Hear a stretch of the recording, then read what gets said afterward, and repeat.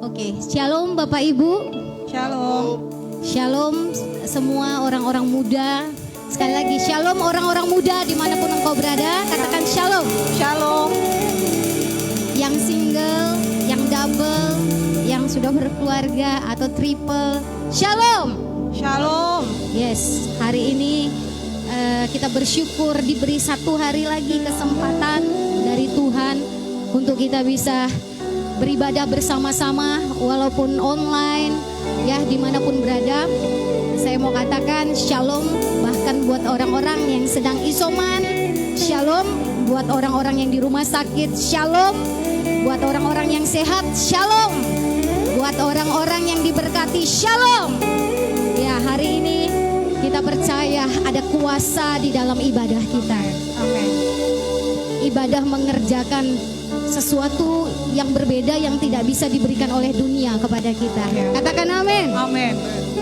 Ya, kalau dulu orang nanyakan kabar itu biasa, apa kabar, sehat gitu ya, itu mungkin biasa. Tapi sekarang itu luar biasa, apa kabar, sehat, itu kalau dibilang sehat, puji Tuhan, alhamdulillah gitu ya. Luar biasa karena sehat adalah sebuah anugerah. Karena per detik kita bisa diterpa pandemi ataupun hal-hal yang lain ya. Teman-teman, sebelum kita menyembah Tuhan, memuji Tuhan ya, kita sadari bahwa setiap saat segala sesuatu bisa mengambil damai sejahtera kita. Segala sesuatu bisa dipergunakan si jahat untuk mengambil apa yang Tuhan taruh di dalam diri kita, yaitu damai sejahtera. Biar hari ini dikembalikan lewat pujian, penyembahan, dan mendengarkan firman. Yes. Amin. Amin. Per detik nih, kemarin saya pikir saya bisa melompat-lompat, sekarang mungkin tidak. Karena kemarin 5 menit, 2 detik aja saya terlambat untuk merem kendaraan saya. Saya mungkin bisa terseret-seret. Ya, semalam kejadian saya tertimpa kereta sendiri. Ya, saya nggak bisa jalan ini sebenarnya, tapi saya paksakan ya, karena bagi saya percaya ada mukjizat dalam ibadah. Amin, amin, haleluya. Biar hari ini kuasa Roh Tuhan melingkupi kita semua. Haleluya. Jangan biarkan engkau tidur-tiduran. Mari siapkan hati untuk menyembah Tuhan. Haleluya. Biar kuasa Tuhan melingkupi kita semua. Roh Kudus, penuhilah kami. Roh Kudus, bawa kami tetap menyembah Tuhan. Roh Kudus, bawa kami menyembah di dalam roh dan kebenaran. Roh Kudus, kami gak bisa tanpa Roh-Mu. Roh Kudus, kami berdoa di dalam nama Yesus. Biarlah Engkau hadir terus menerus. Roh Kudus, kami berdoa, penuhi kami, penuhi kami, penuhi kami, penuhi kami di dalam nama Yesus. Bawa kami menyembah dengan hidung pujian kami. Haleluya.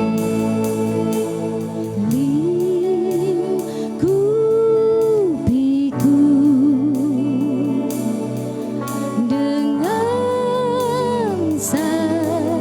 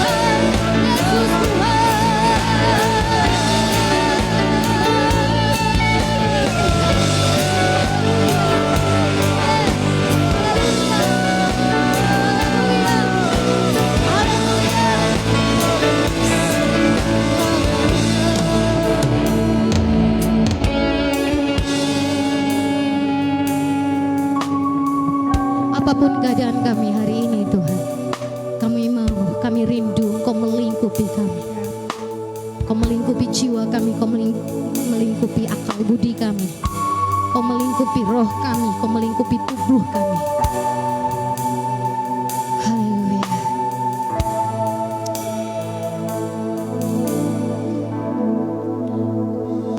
Saat badai bergelora, ku akan terbang bersamamu. Bapa Kau Raja atas semesta,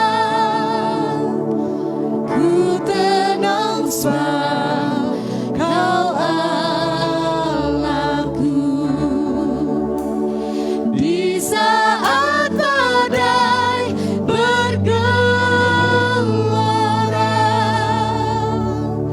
ku akan terbang bersamamu. Bapa Kau Raja atas semesta, ku tenang sebab Kau Allahku. Ku tenang sebab Kau Allahku. Amin. Ku tenang sebab Kau Allahku.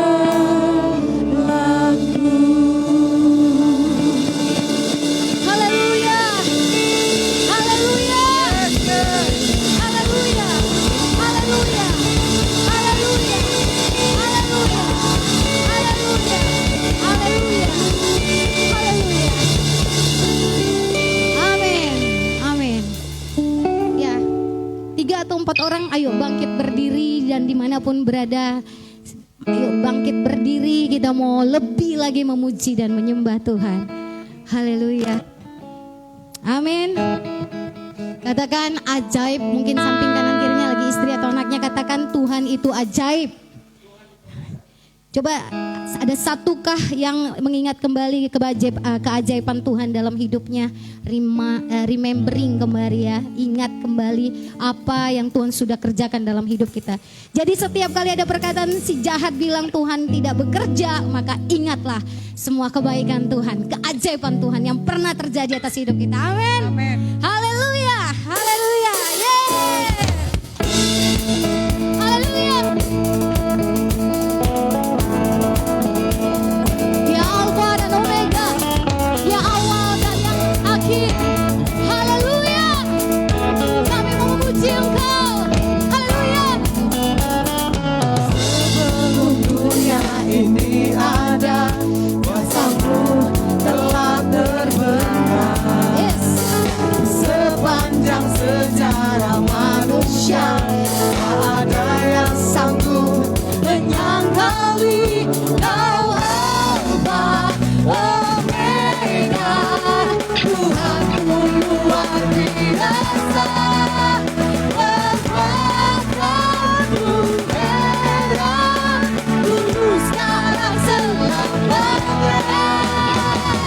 Lakukanlah lagi keajaiban dalam nama-Mu Tuhan. Nyatakanlah lagi kemuliaan-Mu atas hidup. Katakan, hidupku penuh mujizat. Haleluya. Yes. Amin Tuhan. Amin. Amin. Sebelum dunia ini ada, kuasa-Mu Yes. telah Haleluya. terbenam. Haleluya. Sepanjang sejarah manusia, tak ada yang sanggup menyangkali Kau Alfa Raja, Tuhanku luar biasa. Kekuasaanmu heran, dulu sekarang selamanya. Lakukanlah lagi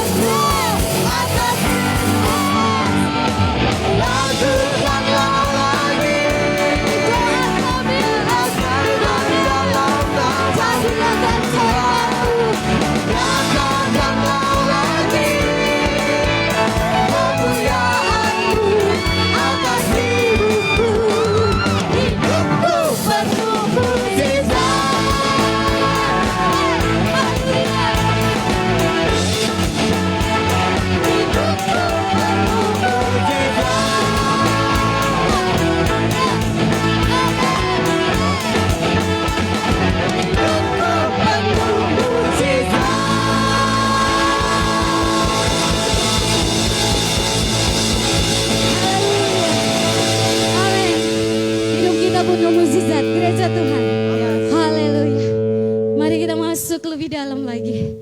Haleluya Tuhan, haleluya.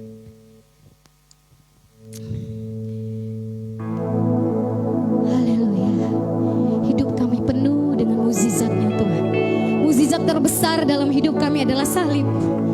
Haleluya. Mukjizat terbesar dalam hidup kami adalah salib. Katakan amin. Haleluya. Mukjizat terbesar ketika kami boleh menerima, kami boleh mata kami dibukakan untuk melihat salib itu untuk kami, untuk saya, untuk setiap kami.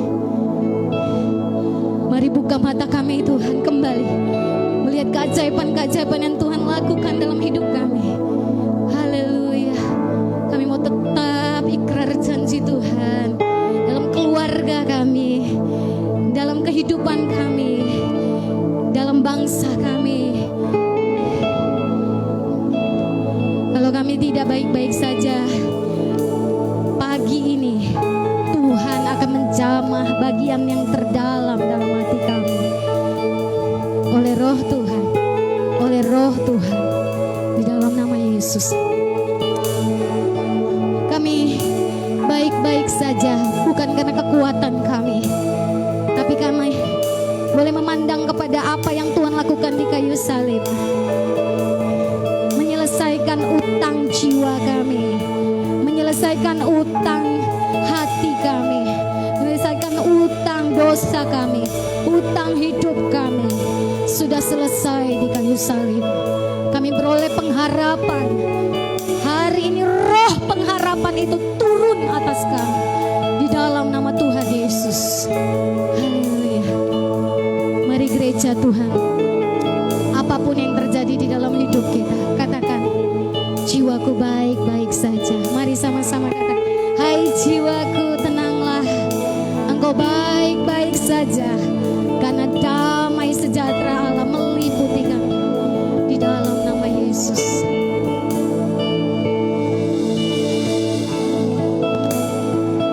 Haleluya. Kami masuk lebih dalam.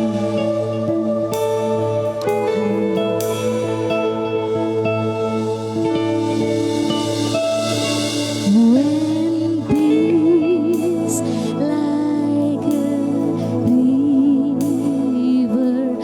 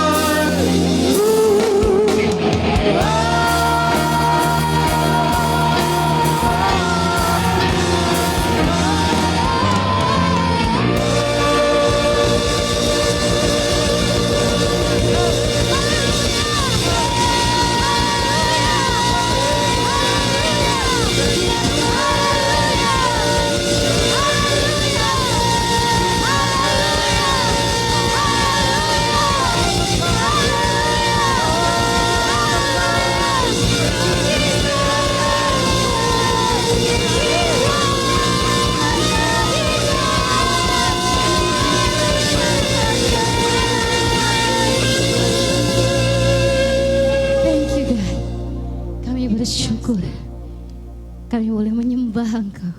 Engkau Allah yang ajaib. Haleluya. Haleluya. Haleluya. Thank you God. Sungguh Engkau Allah yang besar ada di antara kami. Sungguh Engkau Allah yang ajaib itu bekerja di tengah-tengah kami. Let your presence touch every people right now Lord. Biar hadirat-Mu menjamah setiap hati, setiap orang. Let every people have encounter with you in their praise Lord. Di dalam pujian dan penyembahan mereka. Mereka boleh mengalami perjumpaan dengan Tuhan. Because your presence could change every people. Setiap penyembahan kami, hadirat-Mu sanggup untuk mengubahkan setiap kami. We believe your presence is here. Kami percaya hadirat-Mu ada di sini Tuhan. And we enjoy your presence. Kami menikmati hadirat-Mu hari ini. Let your spirit God flow into every people in their life, in their heart. Touch them Lord. Jamah mereka Tuhan. Biar hari ini Roh-Mu mengalir dalam setiap kehidupan mereka Tuhan. Kami percaya Tuhan, Engkau ada. Engkau menguatkan kami, Engkau membangkitkan kami, Engkau menyembuhkan kami, Engkau memulihkan kami, Engkau memberkati kami Tuhan. Kami percaya Tuhan, kami percaya Tuhan. Kami percaya dalam situasi apapun yang kami alami dalam kehidupan kami, semuanya akan baik. Karena Tuhan berjalan bersama-sama dengan kami. Because God with us. Allah berjalan bersama-sama dengan kami. Tidak peduli seperti apapun keadaan yang kami alamin hari ini, kami tetap percaya bahwa Allah bekerja dalam segala sesuatu untuk mendatangkan kebaikan bagi kami yang percaya kepada Tuhan. Thank you God, thank you God. Biar saat ini Tuhan bicara lagi di tengah-tengah kami untuk memulihkan kami, menguatkan kami dan membangkitkan kami. Kami percaya Tuhan berkat-Mu hari ini tersedia bagi setiap kami Tuhan. Terima kasih Bapa yang baik. Terima kasih Tuhan. Kami bersyukur kepada-Mu dan kami siap untuk mendengarkan firman Tuhan. Dalam nama Yesus, semua kita yang mengalami berkat Tuhan sama-sama katakan Amin. amin. Silakan duduk Bapak Ibu sudah dikasih Tuhan. Saudaraku, saudara diberkatin oleh pujian dan penyembahan hari ini. Saudara menikmatin Tuhan hari ini. Saya percaya Tuhan, saudaraku, bahwa Tuhan ada di dalam setiap kehidupan kita. Setiap kali kita hadir, datang kepadanya, maka Allah tidak pernah menolak kita. Amin. Apapun situasi saudara, apapun keadaan saudara, kelemahan saudara, ketidakberdayaan saudara, ketika saudara datang kepada Tuhan dengan sungguh-sungguh, maka Tuhan akan memberikan apa yang menjadi kebutuhan saudara dalam hidup saudara. Karena itu, jangan pernah untuk berhenti menyembah Tuhan, jangan pernah untuk terus beribadah kepada Tuhan, jangan pernah untuk tidak datang kepada Tuhan. Karena Allah yang datang ke atas muka bumi ini adalah Allah yang memberikan kepada kita kehidupan. Dan kehidupan yang diberikan adalah kehidupan yang Zoe, kehidupan yang berasal daripada Tuhan. Kehidupan yang never ending, kehidupan yang tidak pernah berakhir, kehidupan yang digerakkan oleh sorga, bukan digerakkan oleh situasi dan keadaan dan lingkungan. Sehingga apapun keadaan saudara, apapun situasimu saudaraku, keadaan tidak mendrive saudara, tetapi Tuhan dengan kehidupannya itu yang mendrive saudara. Amin. So hari ini saya pengen saudaraku kita terus hidup di dalam memuliakan Tuhan. Dan saya percaya bahwa ketika kita menaruh mindset di dalam pikiran kita untuk memuliakan Tuhan, maka Tuhan akan menjadi sumber bagi kita untuk memampukan kita memuliakan Dia. So, jangan pernah berpikir bahwa ketika kita pengen memuliakan Tuhan, kita pikir itu dengan kekuatan kita. No, itu semua karena anugerah Tuhan. Oleh karena pilihan Tuhan, oleh karena anugerah Tuhan, oleh karena ketetapan Tuhan di dalam kehidupan kita, itulah yang memampukan kita untuk kita bisa memuliakan Tuhan dalam kehidupan kita. Amin. Karena itu saya berharap dan berdoa terus saudaraku, saudara mengerti apa yang menjadi esensi kehidupan kekristenan. Sehingga saudara tidak berjalan dengan pola pikir yang salah, tapi saudara berjalan dengan pola pikir kebenaran. sehingga saudara mengalami anugerah kebenaran itu dalam kehidupan saudara. Saudara, anugerah kebenaran adalah anugerah yang digerakkan oleh Tuhan, yang dimulai oleh Tuhan. Bukan dimulai oleh diri kita, tetapi Tuhan yang memulai segala sesuatunya dari dirinya sendiri. Dan dia memasukkannya ke dalam kehidupan kita, sehingga kita boleh menjadi orang-orang yang memuliakan dia. Ingat saudaraku, kekuatan kita, tubuh kita, kemudian bisnis kita, itu semuanya adalah alat Tuhan untuk dia boleh mengalirkan kemuliaannya lewat kita kepada dunia ini. Supaya apa? Supaya orang boleh melihat bahwa Tuhan itu ada.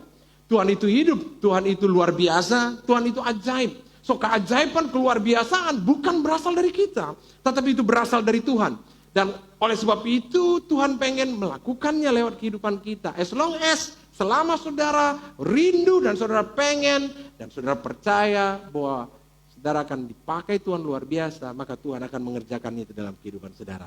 Minggu lalu kita sudah belajar bagaimana kita memuliakan Tuhan lewat bisnis kita, lewat semua aktivitas kegiatan kehidupan kita. Dan kita tahu bahwa ada banyak orang yang dalam kehidupannya ketika dia hidup dalam dunia ini, mereka hidup rohani, tapi ketika mereka berhadapan dengan dunia sekuler, dengan dunia bisnis dan lain sebagainya, ada banyak kebenaran yang mereka punya itu luntur dan tidak bisa mengendalikan segala sesuatu. Akhirnya mereka hanyut dan terlibat di dalam perkara-perkara duniawi. Kenapa? Karena tanpa kita sadarin kita hidup secara bios. Dan minggu lalu kita coba belajar bahwa kehidupan yang Tuhan berikan kepada kita adalah hidup yang zoe. Hidup yang digerakkan oleh Tuhan, hidup yang bersumber dari sorga, hidup yang tidak dipengaruhi oleh keadaan yang ada di dunia ini, tapi hidup yang dipengaruhi oleh sorga, saudaraku. Dan saya berdoa supaya saudara terus mengalami itu dalam kehidupan saudara, saudara mengalami zoe, saudara mengharapkan zoe. Zoe datang ketika apa? Saudara merendahkan hati saudara kepada Tuhan. Zoe tidak datang ketika saudara mengusahakannya dengan kekuatan saudara sendiri, tapi zoe akan kita alamin dalam kehidupan kita ketika kita duduk di bawah kaki Tuhan dan menerima kasih karunia-Nya. Karena zoe adalah kasih karunia, zoe adalah anugerah. Tidak ada yang bisa menciptakan zoe. Zoe adalah pemberian Tuhan. Karena itu kita perlu datang dengan Tuhan sungguh-sungguh. Cuma itu yang bisa kita lakukan, saudaraku. Kita tidak bisa menciptakan segala sesuatu, karena Allah lah yang menciptakannya. Kita adalah orang yang mengalirkan yang Tuhan ciptakan dalam hidup kita. Karena itu datang sama Tuhan. Tidak ada cara yang lain. Tidak peduli apapun situasimu, tidak peduli apapun kondisimu, tidak peduli hari ini di level mana kehidupanmu. Ketika engkau duduk di bawah kaki Tuhan dan berharap zoe turun dalam kehidupanmu, maka Yesus akan memberikan kehidupan yang zoe kepada saudara. Amin. Sehari ini saya pengen lagi bicara tentang bagaimana kita memuliakan Tuhan. Dan salah satu areal terpenting dalam kehidupan kita adalah keluarga. Dan keluarga kita harus menjadi memuliakan Tuhan. Saya pengen keluarga-keluarga di jemaat ini menjadi keluarga-keluarga yang memuliakan Tuhan. Karena itu hari ini saya beri judul khotbah saya, keluarga yang tangguh. Saudara dikasih Tuhan. Kenapa? Saya pengen sekali saudara melihat dan saya pengen jemaat ini bertumbuh. Keluarga menjadi keluarga yang tangguh. Saya pengen jemaat Tuhan ini tumbuh menjadi jemaat yang tangguh, sudah dikasih Tuhan. Karena kita ini adalah Tuhan memberikan kepada kita visi House of God, rumah Tuhan, rumah tempat di mana orang-orang hadir di atas muka bumi ini untuk membawa perubahan, dan perubahan itu disampaikan dari generasi ke generasi. Rumah tempat orang-orang yang berkumpul dan memiliki nilai-nilai kerajaan Allah, yang nilai itu dibagikannya ke dunia di mana mereka ada dari generasi ke generasi. Saudaraku, kalau kita tidak menjadi jemaat yang tangguh, kalau kita tidak menjadi keluarga yang tangguh, maka visi itu nggak akan pernah bisa terjadi. Saudara, karena orang-orang yang tangguhlah yang bisa melewatin semua tantangan kehidupan, saudara dikasih Tuhan. Saya percaya, saudaraku, kehidupan ini tidak pernah lepas dari tantangan. Tetapi saya mau kasih tahu kepada saudara, tantangan tidak bisa menghentikan kita. Justru tantangan harus kita pakai untuk kita terbang semakin tinggi.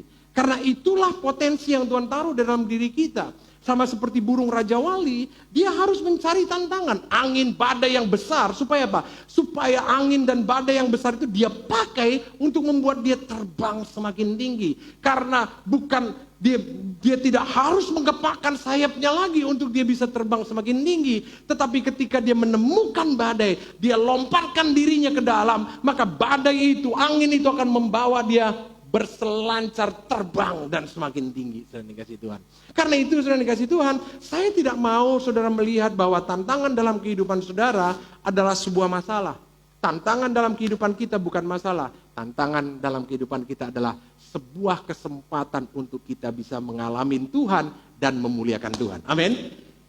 Sama-sama katakan dengan saya bahwa tantangan dalam kehidupan kita adalah kesempatan untuk kita memuliakan Tuhan. Amin. Mengalami kemuliaan Tuhan dan memuliakan Tuhan. Saudara yang kasih Tuhan. Saudara, saya melihat kondisi sekarang ini, saudaraku, banyak keluarga-keluarga yang akhirnya mereka mengalami yang namanya goncangan. Karena apa? Karena suasana pandemik ini membuat setiap orang mengalami goncangan di seluruh areal kehidupannya, saudaraku.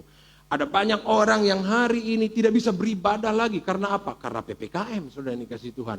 Tapi ada orang yang ketika PPKM pun nggak ada, akhirnya nggak beribadah juga. Saudaraku. Kenapa? Ada sebuah tantangan di dalam diri mereka. Dan tantangan itu membuat mereka hanyut di dalamnya. Saudara yang dikasih Tuhan. Apakah harus begitu? No, harusnya tidak. Saudara, harusnya kondisi tantangan yang ada itu harus menjadi kesempatan buat kita boleh mengalami Tuhan, keajaiban Tuhan dan memuliakan Dia. Saya melihat ada banyak keluarga, saudara yang dikasih Tuhan, ketika mereka mengalami persoalan baik secara pribadi, baik secara lingkungan, bisnis mereka, segala sesuatu dalam kehidupan mereka, saudaraku, maka mereka tidak mengalami terobosan, tidak mampu mengalami terobosan, tidak bisa melewati itu dengan benar, saudara yang dikasih Tuhan. Dan akhirnya ada banyak keluarga-keluarga yang bisa kecewa kepada Tuhan, kemudian mundur daripada Tuhan. Ada keluarga-keluarga yang akhirnya apatis kepada Tuhan. Mereka udah ikut Tuhan lama, tapi pada waktu masa sekarang, sebuah pengujian ini memunculkan sesuatu yang tersembunyi di dalam diri seseorang. Yang akhirnya terlihat bahwa mereka ternyata belum menjadi pribadi yang tangguh. Harusnya saudara dikasih Tuhan, ketika orang mengalami situasi seperti itu, ketika mereka ada di dalam sebuah keluarga, mereka mengalami yang namanya perlindungan. Mereka mengalami yang namanya keamanan. Mereka yang mengalami yang namanya pemeliharaan Tuhan. Tetapi saudara dikasih Tuhan, saya melihat keluarga-keluarga tidak mengalami itu. Justru dalam kondisi yang negatif seperti ini, keluarga-keluarga muncul saling menyalahkan. Keluarga-keluarga muncul untuk saling menuntut satu dengan yang lainnya. Supaya apa? Supaya ayo keluar dari situasi ini. Ayo gimana caranya? So akhirnya orang-orang yang di dalam keluarga menjadi orang-orang yang tertekan, stres, penuh beban, saudaraku. Padahal harusnya di keluarga kita mengalami yang namanya dukungan. Amin. Nah, kenapa itu terjadi? Karena keluarganya nggak tangguh. Keluarganya ternyata tidak dibangun di pondasi yang benar. Keluarga itu ternyata tidak tahu apa yang mereka sedang bangun hari ini. Apa yang sedang mereka bangun di dalam nilai-nilai di dalam keluarga mereka. Sehingga ketika tantangan datang, mereka tidak tahu harus melakukan apa-apa. Kondisi ini menunjukkan kepada kita, saudaraku, apa yang harus kita redefinisi tentang keluarga kita. Nilai apa yang harus mulai kita redefinisi supaya kita boleh menjadi keluarga yang tangguh. Supaya kita boleh menjadi keluarga yang ketika badai datang, saudara yang kasih Tuhan, kita tidak menyalahkan, kita tidak menghukum, kita tidak menuntut, tetapi kita bisa bergandengan tangan, kita menghadapinya bersama-sama. Dan ketika kita menghadapinya bersama-sama, kita melihat ada anugerah Tuhan, ada keajaiban Tuhan yang nyata dalam kehidupan kita. Karena itu hari ini saya mau ngajak kita belajar tentang ini. Saudara yang kasih Tuhan, keluarga adalah benteng terkecil dalam sistem pemerintahan sorga dan dunia. Keluarga adalah benteng terkecil. Keluarga adalah benteng. Benteng, saudara. Harusnya ketika orang mengalami tantangan, orang mengalami serangan dalam kehidupannya, mereka harus lari ke dalam keluarga. Mereka harus lari untuk berlindung di keluarga. Amin, saudaraku. Mereka harus lari dan berlindung di keluarga. Karena apa? Karena di dalam keluarga itu benteng perlindungan yang terkecil, yang paling aman harusnya bagi setiap orang. Saudaraku, karena itu saudara yang kasih Tuhan, kita perlu hari ini untuk melihat lagi apakah keluarga saya sudah menjadi keluarga sudah menjadi tempat di mana ketika ada anggota keluarga, anak, suami, istri mengalami tantangan, mengalami kelemahan, mengalami serangan dalam kehidupannya, mereka aman lari ke tengah-tengah keluarga. Saudaraku, itu yang perlu kita definisikan hari ini. Apakah hari ini kita membangun keluarga kita menjadi tempat yang nyaman, menjadi tempat yang damai, menjadi tempat terbaik bagi setiap orang yang mengalami masalah dalam anggota keluarga kita, lari kepada keluarga. Kalau itu enggak, saudaraku, kita perlu meredefinisi ulang apa yang menjadi gambaran kita tentang keluarga kita.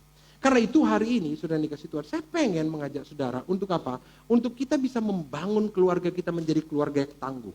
Karena kalau keluarga ini tangguh, saudaraku, benteng ini kuat, saudara dikasih Tuhan, maka apapun serangan yang datang dari luar, saudaraku, itu tidak akan pernah bisa meruntuhkan kita. Itu tidak akan pernah bisa memporak-porandakan kita. Itu tidak akan pernah bisa menghentikan kita untuk terus percaya kepada Tuhan dan beriman serta mengalami keajaiban Tuhan. Nah, karena itu hari ini saya pengen sharing beberapa hal yang harus kita lakukan untuk kita bisa membangun keluarga kita menjadi keluarga yang tangguh. Yang pertama, saya mau ajak saudara lihat bahwa keluarga yang tangguh adalah keluarga yang berkomitmen kepada Allah yang benar. Keluarga yang tangguh adalah keluarga yang berkomitmen. Apa komitmen, saudara? Janji, ikatan janji. Jadi keluarga yang tangguh itu memiliki janji yang kuat. Janji terhadap nilai. Janji terhadap prinsip yang dia miliki. Apa prinsipnya? Yosua pasal 24 ayat 15. Saya mau ajak saudara lihat dalam Yosua pasal yang ke-24 ayat yang ke-15.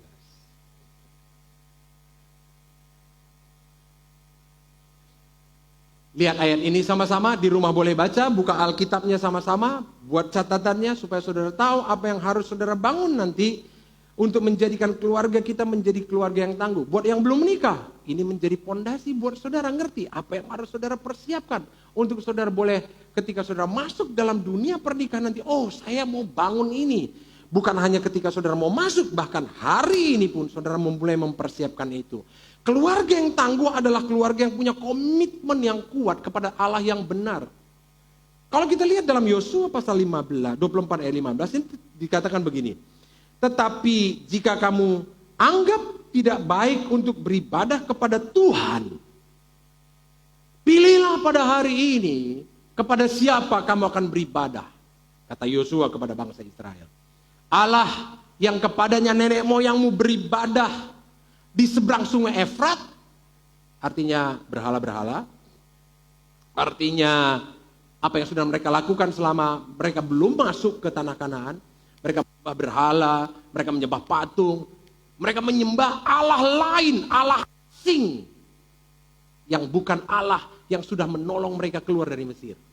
Atau Allah orang Amori yang negerinya kamu diamin, Allah orang Amori, orang yang menyembah berhala.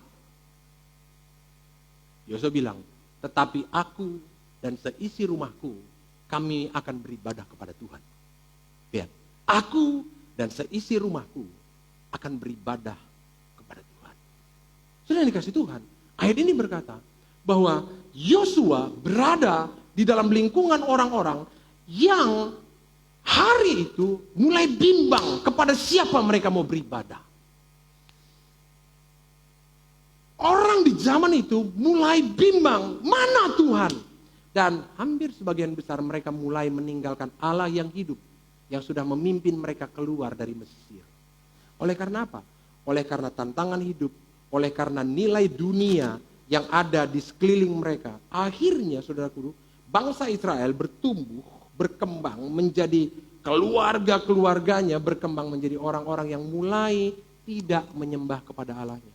Tetapi Yosua di sini berkata, aku dan seisi rumahku, kami akan beribadah kepada Tuhan. Saudara, keluarga yang kuat adalah keluarga yang berkata dalam hatinya, aku dan seisi keluargaku akan beribadah kepada Allah, akan beribadah kepada Tuhan. Saudara lihat hari ini keluargamu, apakah betul engkau membangun keluarga yang memiliki komitmen beribadah kepada Tuhan? Apakah bapak-bapak berkata, nak, ma, kita harus jadi keluarga yang beribadah kepada Tuhan? Apakah papa-papa di rumah berkata, ayo ma, ayo anakku, kita beribadah kepada Tuhan. Ini badai terlalu berat, ini goncangan terlalu keras, ini godaan terlalu besar, kita nggak bisa menghadapinya. Kita harus beribadah kepada Tuhan. Nah, hari ini kau mulai tidak percaya kepada Tuhan. Hari ini kita harus jaga komitmen kita. Kita harus beribadah kepada Tuhan. Sudah dikasih Tuhan. Kita perlu melatih ini. Karena orang yang tangguh adalah orang yang tetap berpegang kepada apa yang bisa membuat, yang menjadi topangannya. Hari ini, siapa topangan saudara? Kepada siapa saudara bersandar? Kepada siapa saudara bergantung penuh? Sama seperti bangsa Israel, mereka mulai galau, mereka mulai bimbang, mereka mulai beralih. Bukan lagi beribadah kepada Tuhan. Tapi syukur, Yosua muncul sebagai teladan. Yosua muncul sebagai pribadi yang berkata, tidak, hari ini aku mau tunjukkan kepada engkau, kami, seisi keluarga kami, akan beribadah kepada Tuhan.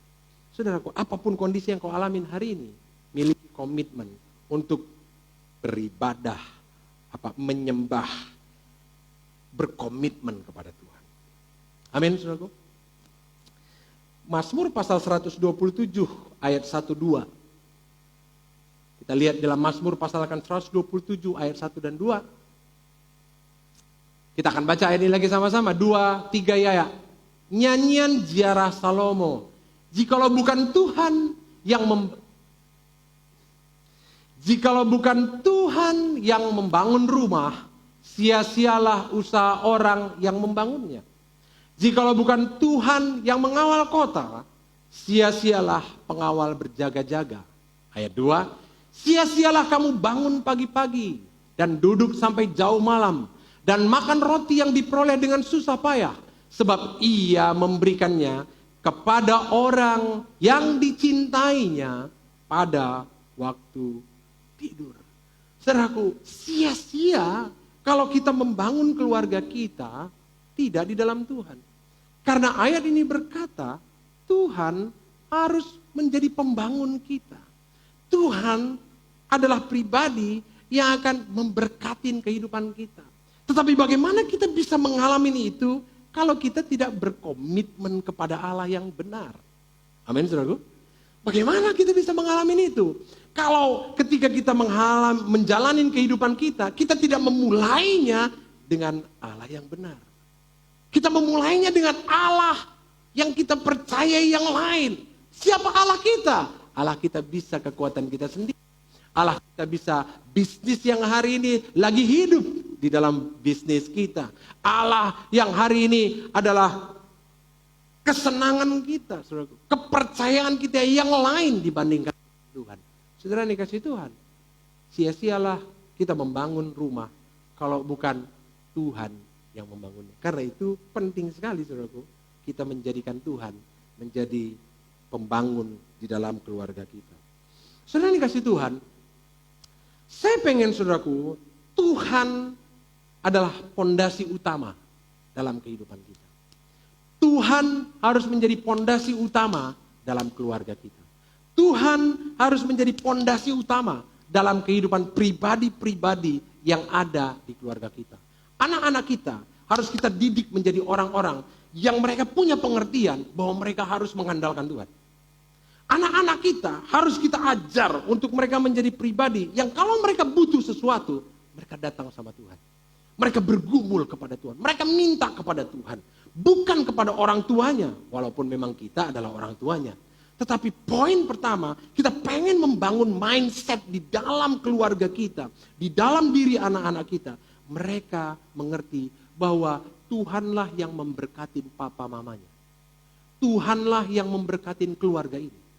Saudaraku, kita perlu melatih istri kita untuk apa? Mereka ngerti bahwa sumber kehidupan kita adalah Tuhan.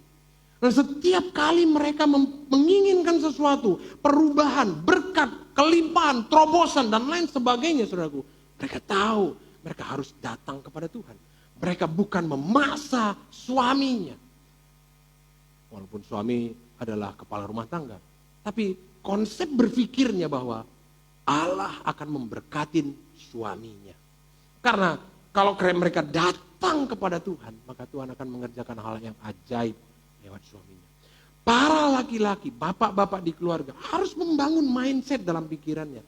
Bahwa kehidupannya, kemampuannya untuk memelihara keluarganya bukan karena kehebatannya sendiri, tapi karena dia dekat kepada Tuhan. Dia dekat kepada Tuhan, menjadikan pondasi kehidupannya adalah Tuhan. Saudaraku, Matius pasal yang ke-7 ayat 24 sampai 27 itu berbicara tentang apa? Berbicara tentang pelaku firman. Biarlah kamu menjadi pelaku-pelaku firman. Biarlah hidupmu dibangun di atas pondasi yang keras. Pondasinya itu apa? Orang yang mendengar firman dan melakukannya. Saudaraku, saya pengen keluarga-keluarga kita, diri kita secara pribadi adalah pribadi yang mendengar firman Tuhan dan melakukannya. Karena itulah pondasi yang terkuat di dalam kehidupan keluarga, saudaraku. Jadi kita harus membuat pondasi. Karena untuk bisa menjadi keluarga yang kuat, bangunan kita harus dibangun di atas pondasi yang kuat. Pondasi kita jangan kita letakkan di dunia ini.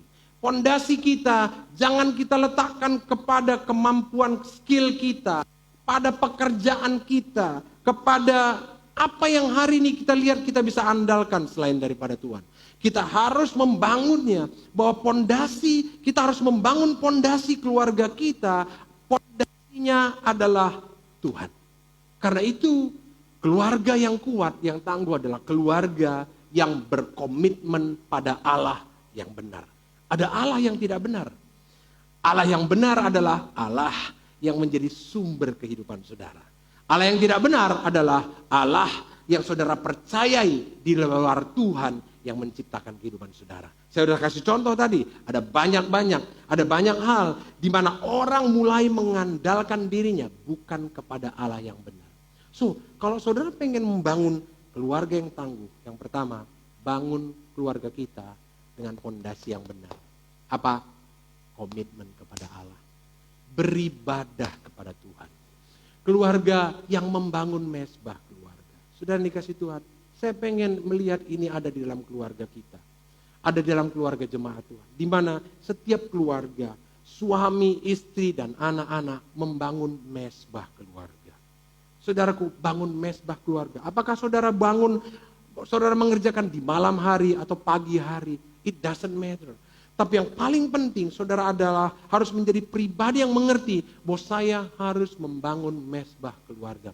Saya harus membangun mesbah. Apa itu mesbah? Mesbah tempat saudara mencari Tuhan. Mesbah tempat saudara menyembah Tuhan. Mesbah tempat saudara menyerahkan kehidupan saudara kepada Tuhan. Itulah mesbah. Saudara harus belajar menjadi pribadi yang menyerahkan hidup saudara kepada Tuhan. Awal atau malam hari, berikan waktu untuk saudara serahkan hidup saudara kepada Tuhan. Mesbah, berikan diri saudara di atas mesbah. Bangun di mesbah kita menaikkan semua ucapan syukur kita. Di mesbah kita memberikan korban kita kepada Tuhan. Saudaraku, bangun mesbah keluarga. Ajar anak-anak kita, ajar istri kita, latih diri kita untuk membangun mesbah. Saya pengen nanti mendengar, saudaraku, keluarga-keluarga berkata, papa-papa di rumah tangga berkata, ayo ma, ayo nak, kita doa bareng.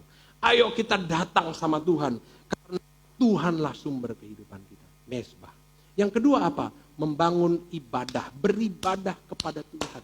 Ada banyak orang hari ini gak beribadah kepada Tuhan, saudaraku. Dia beribadah kepada dirinya sendiri. Dia tidak beribadah kepada Allah yang hidup.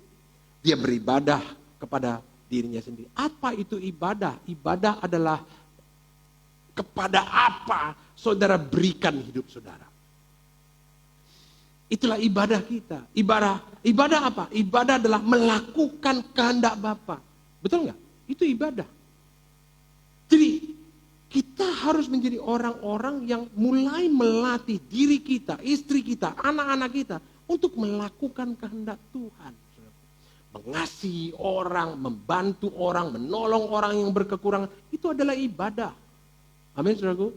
Sekali waktu orang berkata, oh terima kasih karena engkau sudah melayanin aku pada waktu aku telanjang, pada waktu aku kelaparan, pada waktu aku tidak memiliki rumah. Orang-orang berkata, hei, kapan kami melakukan itu kepadamu?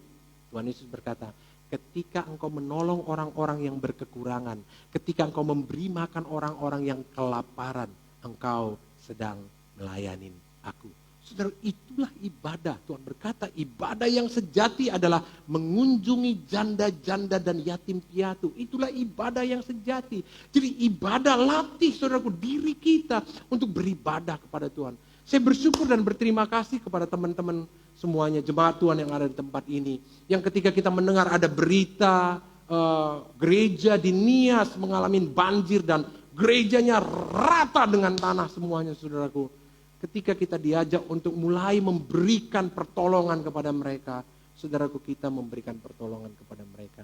Dan semua kita terlibat bersama-sama. Saya bersyukur di tengah-tengah kekurangan kita, di tengah-tengah keadaan yang melanda kita hari ini, saya melihat hati saudara masih digerakkan Tuhan untuk menolong saudara. Hari itu kita memberikan persembahan sekitar 5,8 juta kepada jemaat Tuhan yang ada di Nias.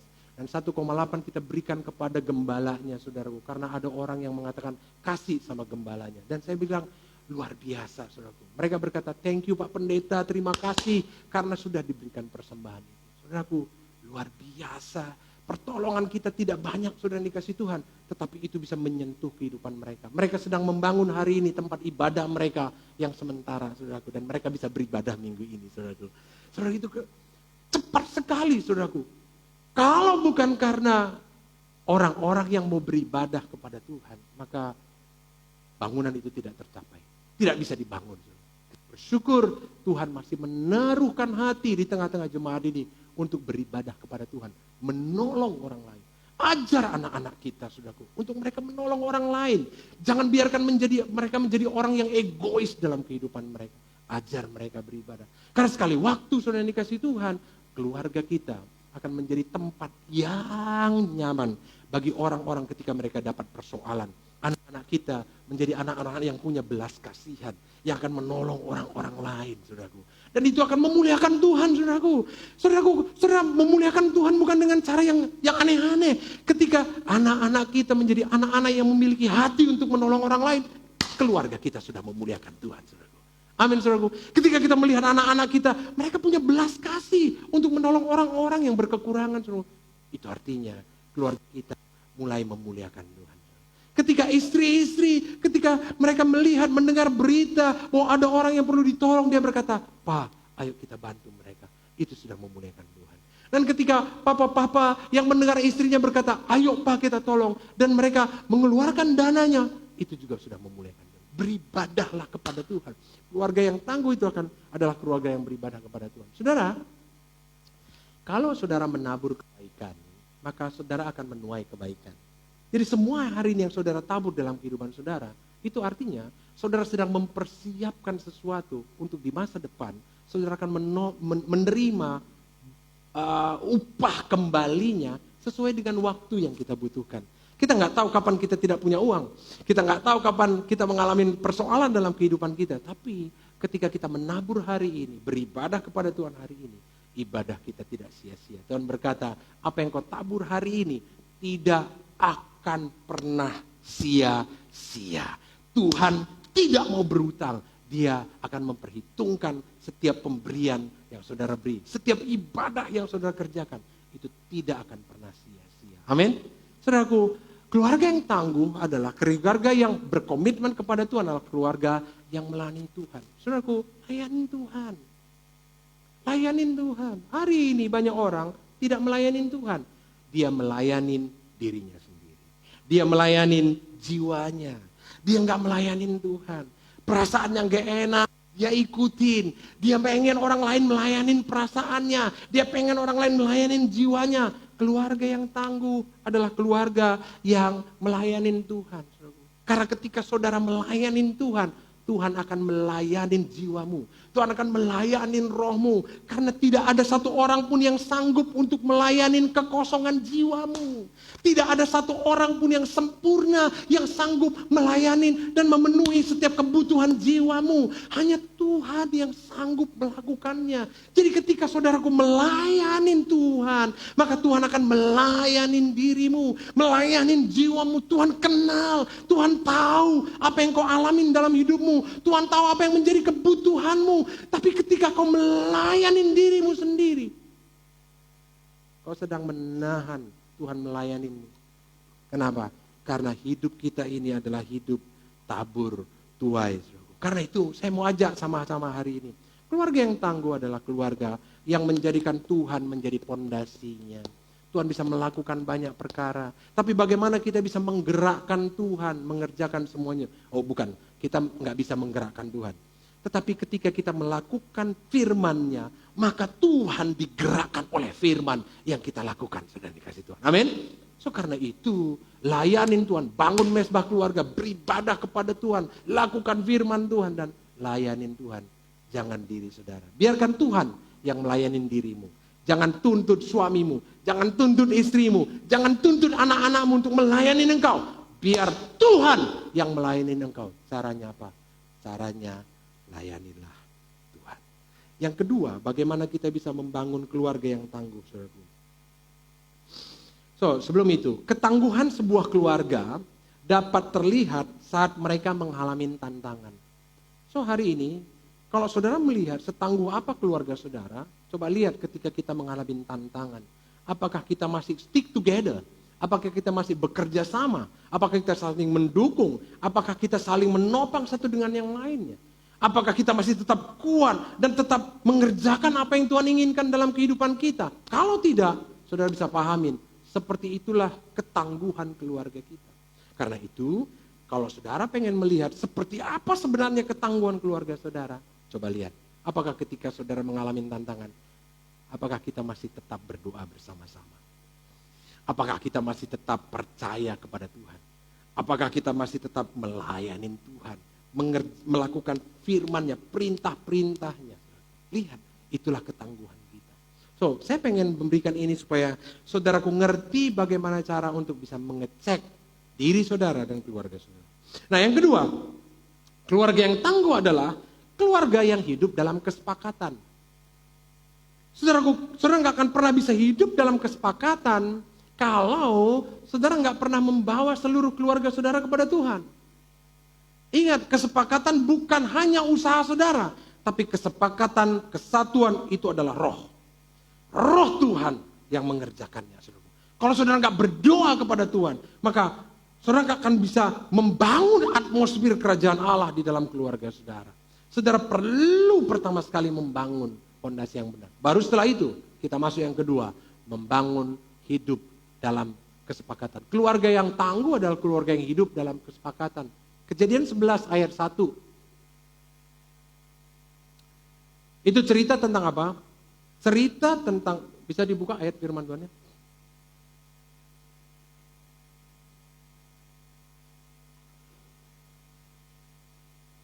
Kejadian pasal yang pertama, 11 ayat yang pertama. Saya baca sebentar ya.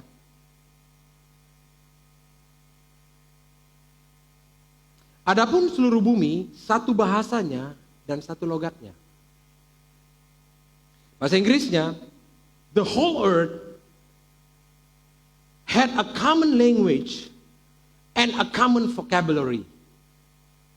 Dia punya bahasa yang sama, dia punya kosakata yang sama. Terjemahan lainnya, the whole earth was of one language and of one speak. Dia punya bahasa yang sama. Kita seperti ini, bahasa kita sama toh? Bahasa Indonesia. Tapi kita punya bahasa yang sama, belum tentu ucapan kita sama. Amin. Jadi orang yang satu itu adalah bahasanya sama, tapi ucapannya, perkataan yang keluar dari mulutnya itu sama. Mereka bahasa Indonesia yang sama, tapi setiap kali mereka mengalami tantangan dalam kehidupan, mereka berkata gini, kita pasti bisa melaluinya. Itu bahasa yang sama. Itu pengucapan-ucapan yang sama.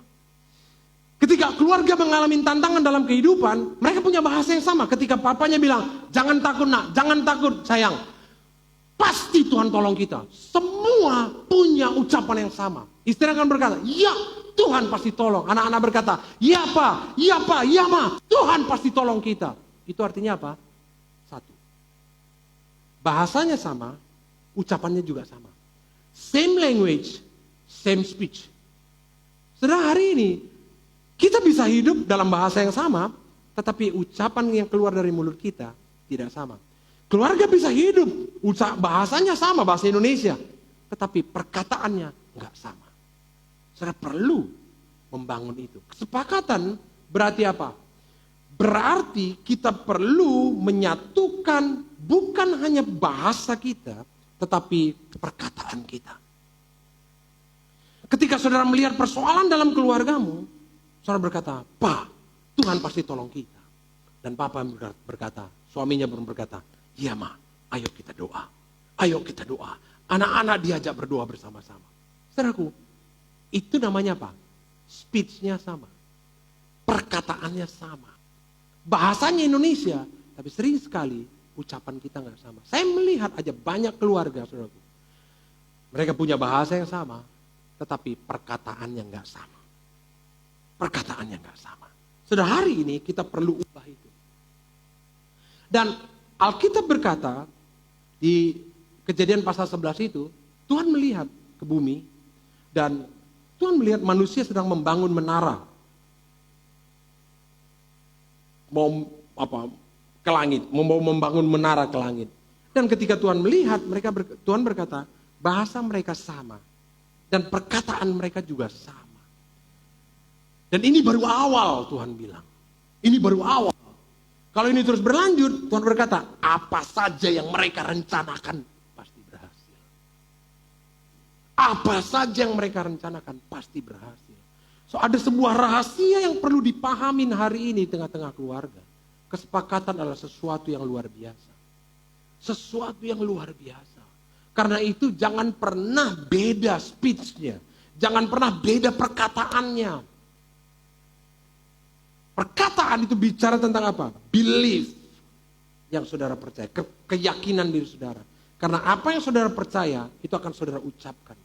Karena itu kita perlu membangun belief yang sama, iman yang sama, supaya apa? Perkataan kita sama. Karena ketika perkataan kita sama, sudah dikasih Tuhan, apa saja yang kita kerjakan, tidak ada yang tidak berhasil. Jadi sepakat bukan berarti mengesampingkan perbedaan pendapat. Oke, boleh.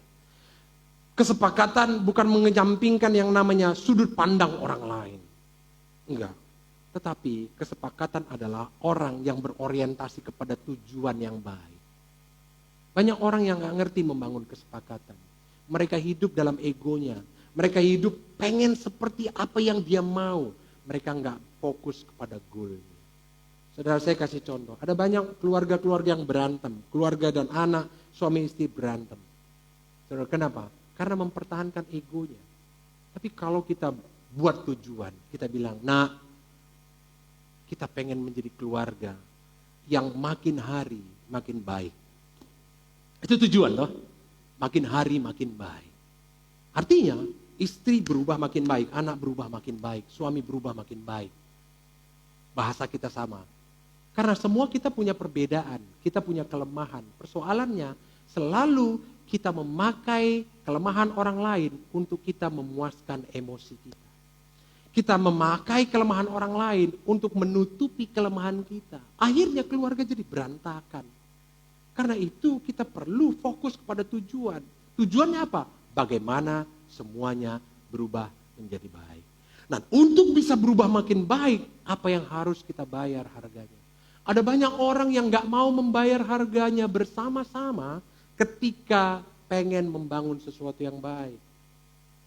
Saya kasih contoh. Kita tahu bahwa hanya Tuhan yang bisa mengubahkan kehidupan kita dan masa depan kita. Dan salah satu caranya supaya keadaan ekonomi kita berubah, keluarga kita bisa berubah, hidup kita berubah, adalah datang kepada Tuhan. Tapi tidak semua orang mau membayar harganya untuk datang kepada Tuhan. Amin, saudaraku. Itu harga yang harus dibayar. Karena untuk sebuah tujuan, semua orang harus membayar harga yang sama. Kesepakatan adalah orang yang berorientasi kepada tujuan, bukan memuaskan jiwanya. Karena itu, coba lihat, Tuhan datang, bagaimana caranya menghancurkan kesepakatan orang-orang itu? Tuhan datang. Kita lihat.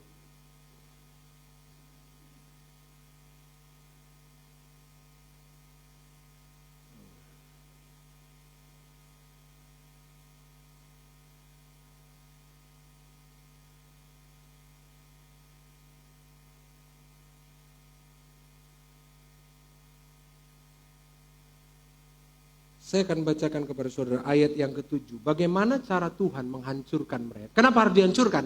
Karena orientasi mereka adalah untuk menyombongkan diri. Gitu. Ini poin penting ya. Kenapa Tuhan benci dengan kesatuan mereka? Kan bagus. Tapi kesatuan itu untuk menentang Tuhan. Untuk berusaha hidup dengan kekuatannya sendiri. Saudaraku. Makanya Tuhan hancurkan. Ayat 7 berkata begini.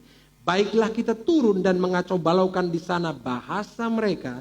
Sehingga mereka tidak mengerti lagi bahasa masing-masing. Saya lihat bahasa Inggrisnya.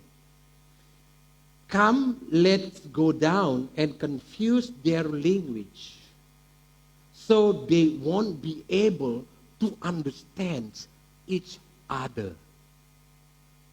Mari kita turun, kita kacaukan bahasa mereka. Supaya apa? Supaya mereka nggak saling mengerti satu dengan yang lainnya.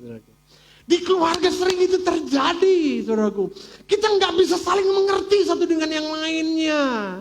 Istri nggak ngerti, kayak mananya papa ini. Suaminya berkata, memanglah istriku ini nggak pernah ngerti apa kondisiku sekarang. Kemudian orang tua nggak ngerti anaknya. Anaknya berkata, memanglah papa sama mama ini nggak ngerti kayak mana kami.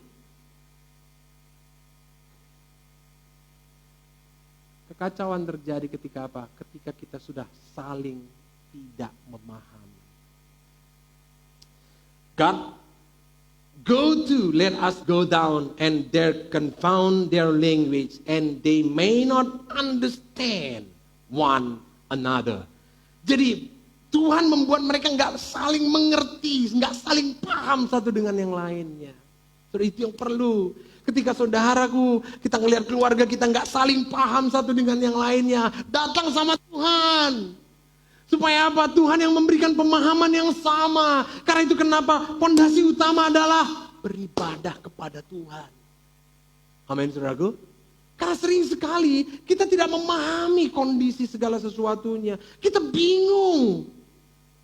Dan kebingungan dan saling tidak memahami itu adalah akar dari ketidaksepakatan, ketidaksatuan. So, keluarga harus membangun kesepakatan. Bangun kesepakatannya. Bangun saling mengerti satu dengan yang lainnya. Bangun saling memahami. Pahamin kondisi istrimu yang galau. Karena apa? Bukan karena yang lain-lain. Kita perlu tahu kenapa dia galau. Next, saya akan ajar saudara bagaimana coach. Bagaimana bisa meng-coaching orang. Karena dalam pembinaan pemuritan kita ada 3 bagian yang kita lakukan. Pertama counseling, kedua mentoring, dan ketiga coaching. Kita perlu. Nanti kita akan belajar tentang itu ya. So, jadi kita perlu pahamin kenapa anak-anak kita begitu. Ada banyak keluarga-keluarga yang gak mau paham. Kenapa anak saya hari ini mulai memberontak? Kenapa anak-anak saya ini mulai melakukan hal-hal yang tidak menyenangkan hati saya dan bahkan tidak menyenangkan hati Tuhan? Mulai pahami, cari tahu. Amin. So, kita nggak bisa bahas dalam. Next, mungkin kita akan belajar lebih dalam lagi tentang itu. Jadi, satu bahasa, kesepakatan adalah satu bahasa, satu ucapan. Dan apa saja yang mereka rencanakan pasti terlaksana. Lihat, apa saja. Saudaraku, kalau saudara tahu ini, saudaraku luar biasa. Saudara akan mengalami berkat Tuhan ini. Apa saja yang kau rencanakan akan berhasil. Tapi kalau kita nggak sepaham, kita nggak saling mengerti dengan yang lainnya, apa saja yang kita kerjakan tidak akan berhasil. Yang ketiga, apa yang harus kita bangun supaya kita bisa menjadi tumbuh menjadi keluarga yang tangguh. Saudaraku. Yang ketiga adalah keluarga yang mengembangkan potensi. Keluarga yang mengembangkan potensi. Kalau saudara pengen mengembangkan potensi orang, maka satu hal yang saudara harus bangun adalah kasih. Amin. Keluarga harus dibangun berdasarkan kasih. Apa itu kasih? Mari kita lihat, kita akan bahas ini. 1 Korintus pasal yang ke-14, 13 ayat yang ke-4. Saya akan baca kepada saudara. Lihat, kasih itu sabar. Kasih itu murah hati. Ia tidak cemburu. Ia tidak memegahkan diri dan tidak sombong. Ia tidak melakukan yang tidak sopan dan tidak mencari keuntungan diri sendiri. Ia tidak pemarah dan tidak menyimpan kesalahan orang. Ia tidak bersuka cita karena ketidakadilan, tetapi karena kebenaran. Ia menutupin segala sesuatu, percaya segala sesuatu, mengharapkan segala sesuatu, sabar menanggung segala sesuatu. Itu kasih. Jadi ketika kita pengen membangun potensi, sebenarnya di dalam diri pribadi-pribadi yang di dalam keluarga itu ada potensi yang besar. Contoh, kalau istri suka merepet, potensinya besar kali untuk menjadi pembicara hebat. Atau menjadi pemimpin pujian. Ya, so coba lihat, jangan lihat manifestasinya, tapi coba lihat potensi apa yang dia miliki di balik manifestasi itu.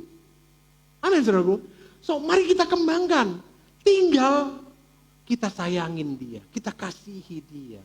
Maka ekses negatifnya akan hilang. Saudaraku, istri saya ini adalah istri yang orientasinya itu tugas. Jadi bagi dia segala sesuatu itu harus selesai.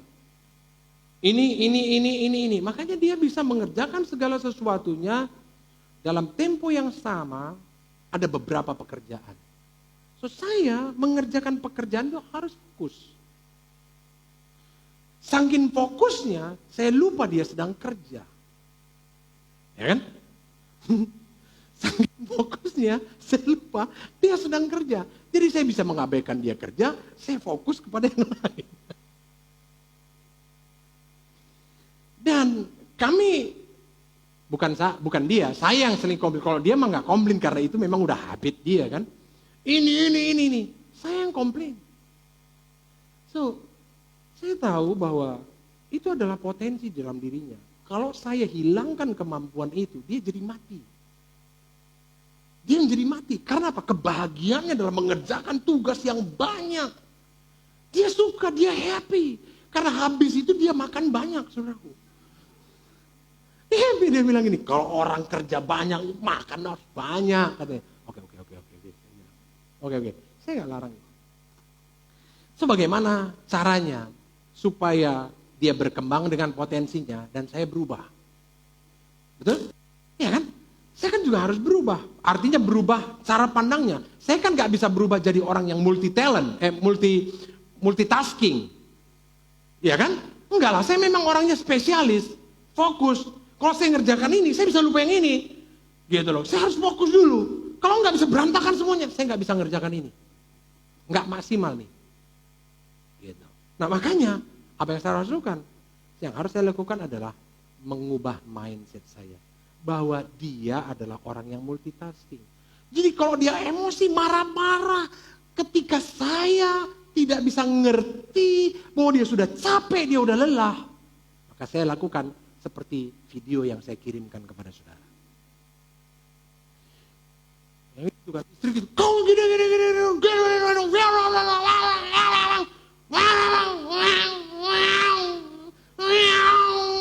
kan gitu suaranya, saudaraku, ya kan? Apa yang saya lakukan? Saya datangin dia, saya peluk dia. Saya cuma peluk aja dia, saya nggak ngomong apa-apa, saya cuma peluk aja dia. Itu ngeongnya pertama mulai turun.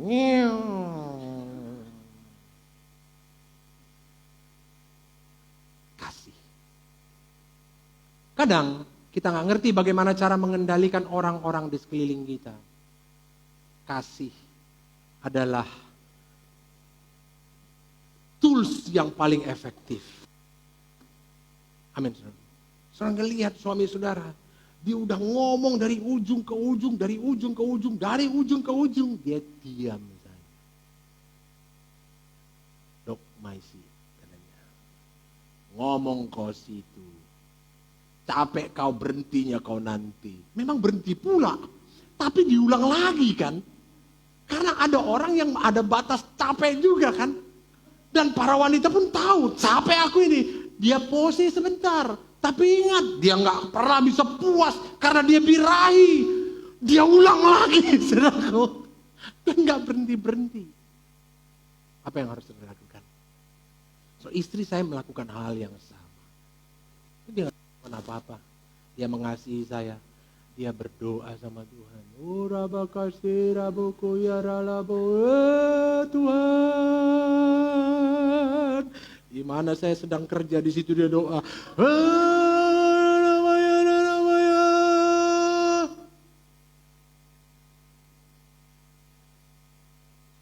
Karena kalau saya diajarin, pasti ngelawan. So, kasih. Kita melakukannya bukan karena kita pengen menghancurkan hidup seseorang. Kita tahu orang itu punya persoalan untuk dia keluar dari persoalan hidupnya. Tapi kita pikir kita bisa mengeluarkannya dengan kekuatan kita. No. Tuhan yang sanggup. Bagian kita apa? Mengasihi dia.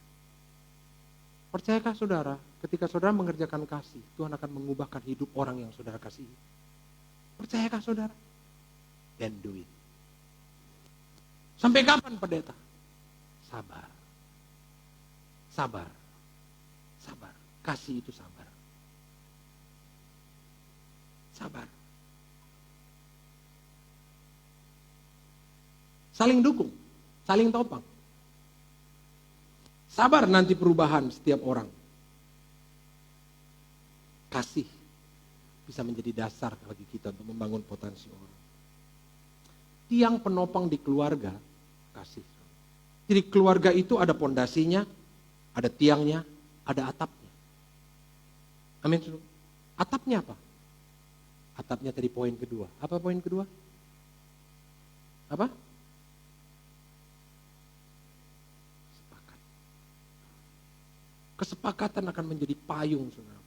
Sehingga nggak bisa diserang. Mau sehebat apapun rencana kegelapan. Kalau kita tetap sepakat, ada payung perlindungan.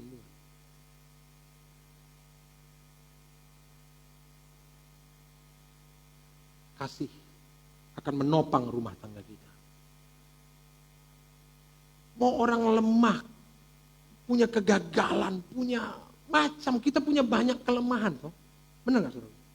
Suami saudara punya kelemahan banyak, saudara punya kelemahan banyak, anak-anak kita yang gak ngerti punya kelemahan banyak. Tapi begitu kasih ada, kita sabar, kita menutupin segala sesuatu, tiangnya tetap berdiri. Amin saudara? Tiang tetap berdiri.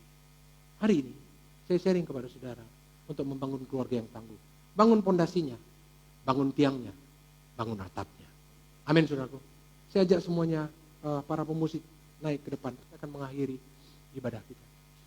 So bangun keluarga kita. 3 poin ini penting. Pondasi kita adalah kebenaran firman. Pondasi kita adalah firman Tuhan. Tiangnya itu adalah kasih. Kasihi. Kasihi orang-orang di tengah-tengah keluarga kita yang punya kelemahan banyak. Bangun potensinya karena ada potensi yang besar dalam diri mereka yang bisa menjadi kontribusi buat keluarga. Untuk membuat keluarga hebat. So hari ini, ayo bangun. Bangun atapnya. Sepakat. Satu bahasa, satu ucapan. Satu bahasa, satu ucapan. Satu bahasa, satu ucapan. Itu akan membuat saudara tertolong. So mari kita datang sama Tuhan. Supaya kita bisa mengalami Tuhan lagi sama-sama. Ketika saudara pengen keluargamu dibangun. Dan kita memuliakan Tuhan lewat keluarga kita. Mulailah dari Tuhan. Mari jemaat Tuhan kita datang sama Tuhan. Izinkan Biarkan Tuhan hari ini menjamah kita.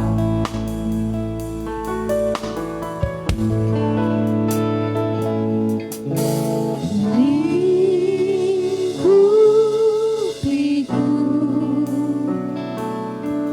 dengan sayapmu, Amin. naungiku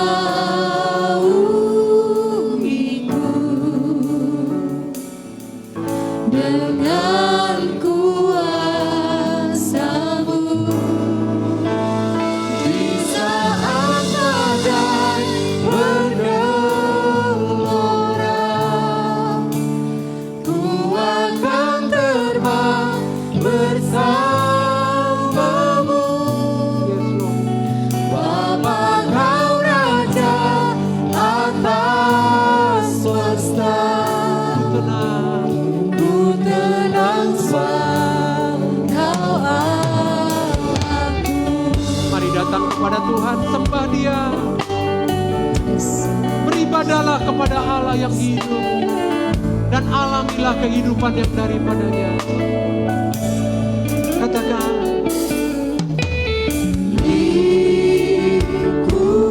Lingkupiku dengan sayap dengan sayapmu, katakan kepada Tuhan, naungi Tuhan. naungiku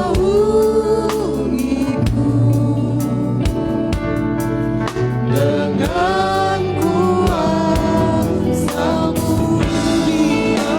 Di saat badai bergelora, ku akan terbang bersama-Mu. Bapa Kau Raja atas semesta, ku tenang sebab Kau Allahku. Di saat badai bergelora, ku akan terbang bersama-Mu. Bapa Kau Raja atas semesta, ku tenang sebab Lagi katakan,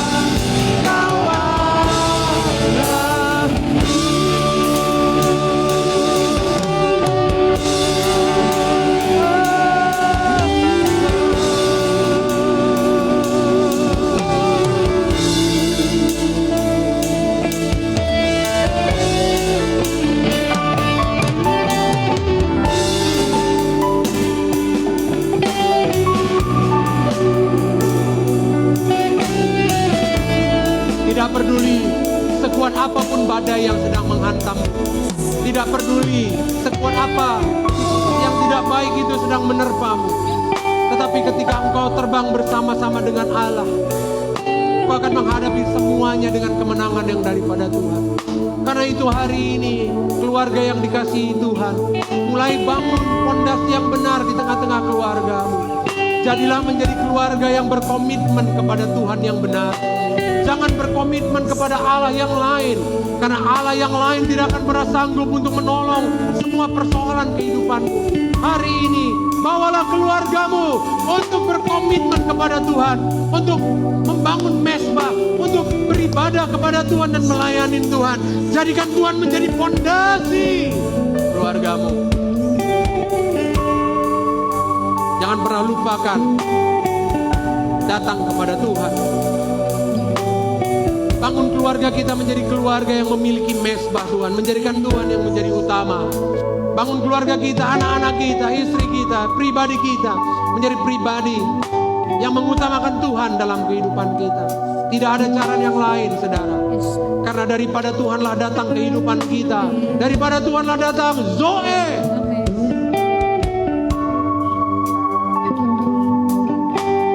Karena dengan kita datang kepada Tuhan, Allah akan memberikan kepada kita kemampuan untuk kita membangun kesatuan. Karena kesatuan adalah atap yang melindungi keluarga kita dari semua serangan-serangan kegelapan, serangan-serangan keadaan.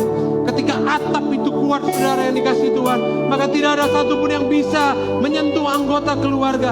Karena perlindungannya sempurna. Kesatuan, satu bahasa, satu perkataan membuat apa saja yang kau kerjakan akan berhasil. Apa saja yang kau kerjakan akan berhasil. Bangunlah di dalam keluargamu. Ketika kau dekat sama Tuhan, maka Allah akan melimpahkan kepadamu kasih yang akan membuat keluargamu tertopang. Karena keluarga kita, dindingnya, penopangnya adalah kasih. Sehingga seperti apapun kelemahan yang ada di tengah-tengah keluargamu, seperti apapun kelemahan anak, istri, dan dirimu sendiri, kasih itu akan menyembuhkan, memulihkan, menguatkan setiap orang. Kasih itu yang akan membuat kita sabar menanti mereka berubah, sabar untuk mendukung mereka, sabar untuk memahami mereka. Hari ini kalau keluargamu sedang mengalami badai, dan hari ini ketiga pilar di dalam keluarga yang teguh, keluarga yang tangguh ini gak ada, saudaraku, hari ini pegang keluargamu, pegang anak-anakmu. Mulai minggu depan, ajak semuanya, istri dan anak-anakmu, untuk beribadah bersama-sama, supaya kau mengalami impartasi daripada Tuhan. Kalau hari ini ada istri dan anak-anak bersama-sama denganmu, mari bergandengan tangan, mari berdoa kepada mereka, mari bawa mereka datang kepada Tuhan. Bapak-bapak, kalau hari ini kau beribadah bersama-sama, lakukan itu. Tapi kalau hari ini kau ada di tempat yang lain dan kau sendiri, biar dalam imajinasimu kau memegang istri dan anak-anakmu, dan kau beribadah bersama-sama. Istri-istri, kalau hari ini kau sendiri, juga lakukan sama. Bawa dalam imajinasimu hari ini anak-anakmu, suamimu, beribadah kepada Tuhan. Dalam nama Yesus Kristus, hamba berdoa hari ini Tuhan, untuk setiap keluarga-keluarga di jemaat ini. Bangun keluarga kami menjadi keluarga yang tangguh Tuhan, menjadi keluarga yang tangguh, yang memiliki nilai-nilai yang kuat Tuhan. Bangun Bapak, hamba memberkatin setiap keluarga demi keluarga hari ini. Biar ketiga pilar ini ada di dalam kehidupan mereka. Ada pondasi yang kuat, Tuhan yang menjadi pondasi. Ada atap pelindung, yaitu kesatuan dan kesepakatan mereka. Dan kasih menjadi tiang penopang keluarga ini. Hamba berdoa memberkatinya di dalam nama Yesus Kristus. Biar melimpah-limpah kasih yang daripada Tuhan. Biar kesepakatan yang daripada Tuhan hari ini dicurahkan ke tengah-tengah keluarga. Dan roh yang rindu untuk bersekutu dengan Tuhan dikerjakan untuk setiap keluarga. Jadi keluarga-keluarga yang membangun mesbah, beribadah dan melayani Tuhan. Dalam nama Yesus Kristus. Terima kasih Bapa yang baik. Hamba percaya hari ini kuasa Tuhan menjamah setiap pribadi lepas pribadi, sehingga mereka mengerti apa yang mereka mau bangun dalam kehidupan mereka. Ketika mereka masih sendiri dan single hari ini, mereka tahu apa yang akan mereka bangun di dalam kehidupan mereka, untuk mereka boleh menjadi pribadi yang membangun keluarga yang tangguh di hari yang akan datang. Hamba berdoa dan memberkatin semuanya, jemaat Tuhan hari ini, di dalam nama Tuhan Yesus. Apapun tantangan mereka hari ini, Tuhan yang menolong mereka keluar dari semua tantangan itu. Apapun yang menjadi persoalan ekonomi, persoalan hubungan, hari ini hamba berdoa diselesaikan oleh Tuhan. Allah menolong mereka, Allah memberikan jalan keluar, Allah memberikan iman, Allah memberikan kekuatan kepada mereka untuk mereka boleh menyelesaikan itu dengan caranya Tuhan. Terima kasih Bapa yang baik. Ayo bersyukur hari ini.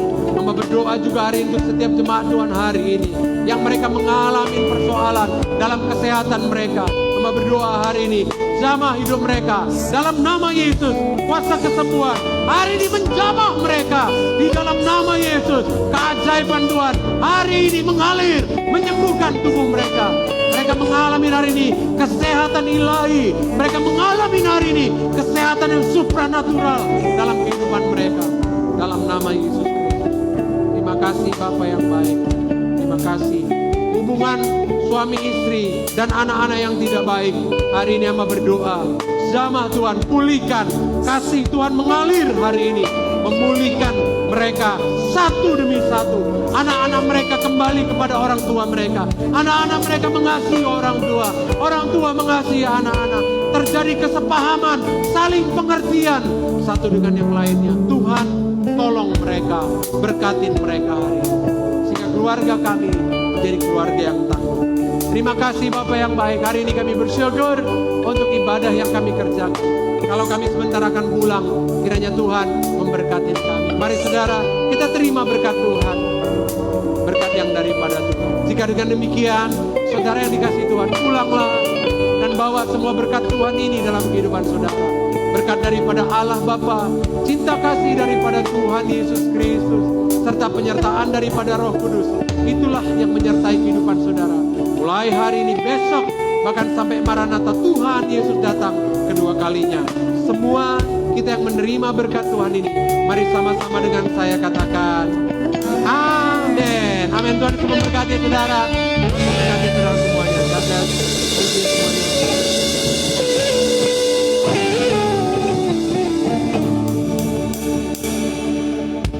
Selamat hari Minggu, bersuka cita di dalam Tuhan bersama-sama dengan keluarga kita. Haleluya.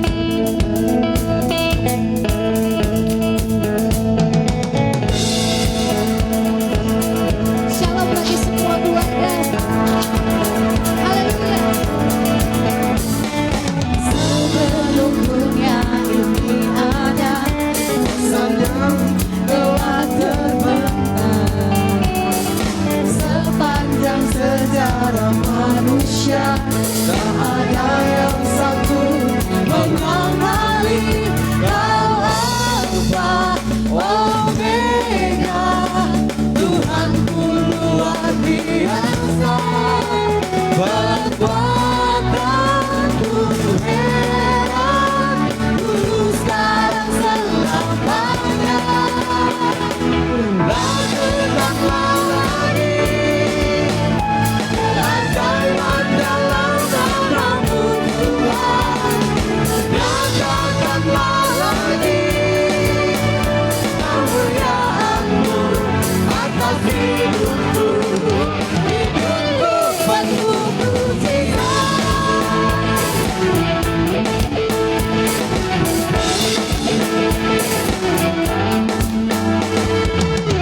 Sebelum dunia ini ada, kuasa-Mu telah berbenah. Sepanjang sejarah manusia, tak ada yang sanggup mengenali Kau Alfa Omega. Tuhanku luar biasa, kekuatanmu heran, dulu sekarang